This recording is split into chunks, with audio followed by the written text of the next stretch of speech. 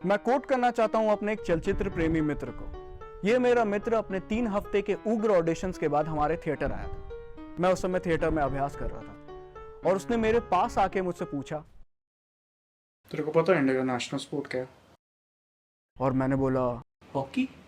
उसने बोला, नहीं, ज्ञान जोड़ना।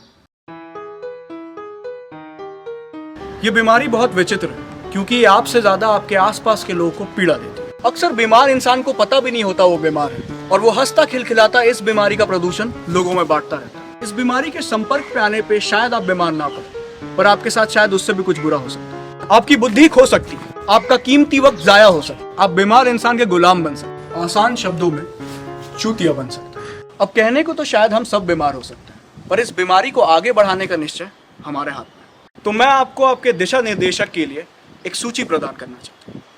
ये नियम नहीं है तो इसे अपने हिसाब से तोल मोल कर इस्तेमाल करें। Stay in your lane, A history, अपनी लेन में रहो वाक्यांश का उपयोग उन लोगों के खिलाफ चेतावनी या सलाह के रूप में किया जाता है जो किसी ऐसे विषय पर विचार या राय व्यक्त करते हैं जिसके बारे में उन्हें अपर्याप्त ज्ञान या क्षमता के रूप में देखा जाता है। देखिए, सरल सी बात है, अगर आप आखिरी बार 7वीं कक्षा में दौड़े थे क्योंकि आपके गली के कुत्तों ने आपको दौड़ाया था, तो अपने मित्र को मैराथन दौड़ने के ऊपर उपदेश देना उचित तो नहीं लगता, मुझे तो नहीं लगता। व्यवहारिकता एक दार्शनिक परंपरा है जो भाषा और विचार को वास्तविकता का वर्णन करने, प्रतिनिधित्व करने या प्रतिबिंबित करने के बजाय भविष्यवाणी, समस्या समाधान और कार्रवाई के उपकरण के रूप में 25 साल का बेरोजगार इंसान जो अपनी जिंदगी को एक राह देना चाहता है, उसे देश घूमने की सलाह देना काउंटर प्रोडक्टिव लगता है। घूमना तो एक आराम की चीज है, इसलिए तो हम छुट्टियों में घूमने जाते हैं ताकि वापस आके काम कर सके, अगर काम हो तो। समझने के लिए सुनना तब होता है जब आप उस पर ध्यान केंद्रित करते हैं कि दूसरा व्यक्ति क्या कह रहा है और चीजों को उनके नजर।